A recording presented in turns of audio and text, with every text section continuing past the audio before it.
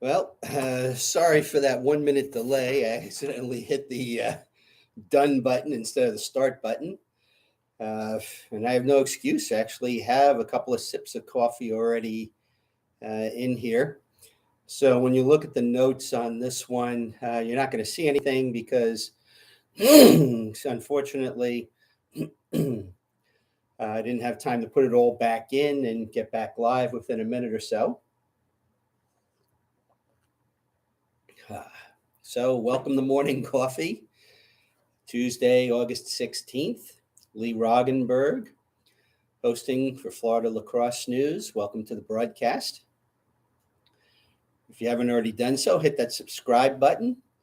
Make sure every person on the planet, vaccinated or unvaccinated, does so too. Like the video if you do. Get in contact with us. Marketing opportunities, advertising opportunities across our network. Right after this broadcast is done, I'll be on a Zoom call with our first advertiser of note. And don't get left behind. Remember, you can't have, say, two car dealers advertising on the same broadcast, unless, of course, they don't compete with each other. Then it'll probably be okay. But anyhow, we're definitely now able to bring you value for your marketing and advertising dollars, and please do get in touch with us. Okay, let's start off first of all, something I missed on Thursday. Those of you who kind of noticed, yesterday was the annual Play Lax Day, where basically people take videos of them playing around a little bit with lacrosse sticks, balls, whatever they're doing, trick shots. I believe this was a Lacrosse Underground creation back in 2019. And drop me a note if I'm wrong on that. You could probably find a lot of the posted videos there. Also under hashtag Play Lax Day on Twitter, where I picked up on it. So, excuse me about that. And go ahead and check out some of the videos. World Under 21s, the pool plays over, the brackets are set. We'll do a little bit of a deep dive into it on Thursday. There were some more Florida kids who were playing in the event that I wanted to mention. Florida State's Diego, I don't know if it's Ucros or Ucros, is played for Puerto Rico. Weber men have two players. Ryan Prolinsky is playing on the Poland national team as a goalkeeper. Sam Henry is on Jamaica's team as a midi. And Flagler's Tanner Sims is also playing for Jamaica, but I didn't notice the position. So, hope all of them enjoyed their experience. Again, great to see Florida kids getting into an event like this. We've had a number of commitments that have come across lately.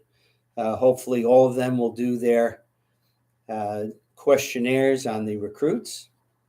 Plant 2023 goalie Michael Busweiler has committed to Hood College. That came from Tampa Lax report. Interesting place for Michael to be going. I thoroughly enjoyed watching him last year in the games that I saw. We have Steinbrenner 2023 midi Avery Kameff. Hope I got that right, to Rollins. Mitchell 2023 long stick midi Charlie Fisher has committed to Florida Southern. And Sarasota High's Cooper Hatton to Maine Maritime Academy, which is in the NAC in Division III up north. I believe that's our first Sarasota High commit, and he's already filled out his questionnaire, so we'll be getting that up later today. Congratulations to all of you for doing so, and good luck in your future. And again, please fill out those questionnaires. Kids out there definitely. Oh, I'm sorry. Well, one more too. Robinson High School on the girls' side, Issa All-Britain committed to Rhodes. That's also via Tampa Lax report. So that makes five new commits in the time frame. keep them coming, and we'll keep reporting on them. Corrigan Sports announced that they're moving the National Cup for the girls to December 2nd to 4th in Tampa. Our buddy Booker Corrigan certainly will be involved with that, probably will be broadcasting. I believe they're listed 4 ESPN broadcasts from that event. So, I'm going to be probably in Orlando the following weekend. We'll see if I can get over for that too. The IMLCA convention is back in Orlando, December, I think 8th to 11th. Showcase for kids, as well as a major event for coaches to be teaching other coaches, both at the college and high school level. I highly recommend, if you're a high school coach in this state, that you get to that. Not only are you going to get some great education, but the networking. Believe me, mostly every big name Division I coach was there last year. I had a chance to talk to John Tillman, had a chance to talk to Charlie Toomey, Kevin Warren, so many UNC, Virginia, everyone, Bill Tierney, they were all there. And even if you're just a young player, a parent, whatever, don't ask them about the recruiting stuff. If you get a chance to talk to one for a minute or two, ask them about how you can improve and what type of teammate they're looking for. Stay away from the recruiting stuff, because obviously they can't talk to you until the time frame as the NCAA has it. But this is just one of those events where you just don't get opportunities like this. Winter Springs tweeted out, I picked it up yesterday, could have been a couple of days ago. They're looking for both boys and girls head coaches, and I would assume staffs too. Unfortunately, team is in the Seminole County, I believe, area, not too far from Lake Mary. And, just if you're looking, you're someone young, you're looking for an opportunity to maybe get your experience and take that first step on the coaching rung. And if Winter Springs, I don't know if Winter Springs requires you being on the staff. I suspect not, if they're tweeting out the opening here on the lacrosse scene. Get in touch and give it a shot. What's the worst that happens? You get your chance. So, give them a call if you have interest. Dave Trafton sent me a note. Face Off Academy there's 8 groups, I believe, of 6 each. We have a southeastern group, of which 4 of the 6 are from the state of Florida. His son, Beck Trafton, who's now over at St. Andrews, is one of them. John Scarelli, who's transferred into Lake Mary. Ryan McLaughlin of West Boca. And Connor Kuntz of Nice. All 2024s in the Face Off Academy. If anyone knows if there's 2023s from Florida, I don't know how deep they go. If they go to 2025 and 2026, I don't know. But, if there's other Florida kids outside the 2024s, please let us know so we can put that up too. Okay. Really interesting story. I'm going to link to it on the site. University of Indianapolis was the winner of the Women's Division II NCAA title this year.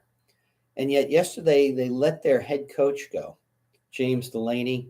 There was no explanation, but I thought that was really kind of an intriguing story. So I thought I'd bring it up and mention to it in case anyone on the girls' side down here is being recruited by UIndy.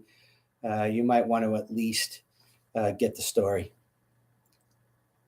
ESPN is going to be airing a documentary on the PLL and how it was sort of formed and over the years. It looks to me like it's a multi-year documentary. It's going to be focusing on the Rabel brothers and how they went about building PLL. Nice insider story. I'm sure it's going to be very intriguing and interesting to the readership. It's first scheduled to make its debut on ESPN Plus on August 29th. I don't have the time yet. Keep an eye out on that. And I think that it's also going to be later on both ESPN U2 and ESPN regular. So just keep an eye out, and I'm sure you're going to enjoy that. PLL results over the weekend. Whip Snakes 16-8 over Atlas. Matt Rambo, 4 goals, 3 assists for Whip Snakes. Jeff Teat, 1 goal, 3 assists for Atlas. Redwoods 14-12 over Water Dogs. Rob Pinnell, 2 goals, 6 assists for Redwoods. And Michael Sowers, 4 goals for Water Dogs. Archers 11-8 over Chaos. Tom Schreiber, 4 goals, including a 2-pointer and 1 assist. Josh Byrne, 2 goals, 2 assists for Chaos. Chrome 11-8 over Cannons. 11-9. Brendan Nickturn with 4 assists for Chrome. Lyle Thompson, 2 goals and an assist for Cannons. Next week, they're going to be in Tacoma, Washington at the Tacoma Dome. I'm pretty familiar with that building, and I think you'll enjoy seeing how it plays on TV. We'll catch up on the standings on Thursday with the schedule of the games. One thing I can certainly say is that it's kind of down to Chaos and Cannons for that last playoff spot, so we'll see how that plays out too. Athletes Unlimited, final weekend of the season. Team Moreno went 3-0. Team Apuzzo 2-1. Team Johansson 1-2, and Team Glenn went 0-3. And Taylor Moreno wins the individual leaderboard championship, 1,798 points, 16 ahead of Sam Apuzzo at 1,782. And then there was a big gap back to a big pack from like 3 to 10. Top 3, Ali Mastroianni, 1,399. Britt Reed, 1,394. And Kaylee Waters, 1,385. So congratulations to Taylor. I believe that's 3 goalies out of the top 5, which means that maybe they might have to take a little bit of a look at the mix of the points and maybe adjust it a little bit over the off season. I'm not sure if they're just going to be running this the same way next year. Hopefully so, maybe even add a couple of weekends. I certainly enjoyed watching the games. I think that anyone who tuned in certainly did. And so let's hope that that comes back, maybe even in an expanded format next year. Okay, let's see if we make sure we covered everything. Varsity Sports Network is going all in on their high school football coverage. They've been doing their media days around the state. Obviously, they've had other sports too.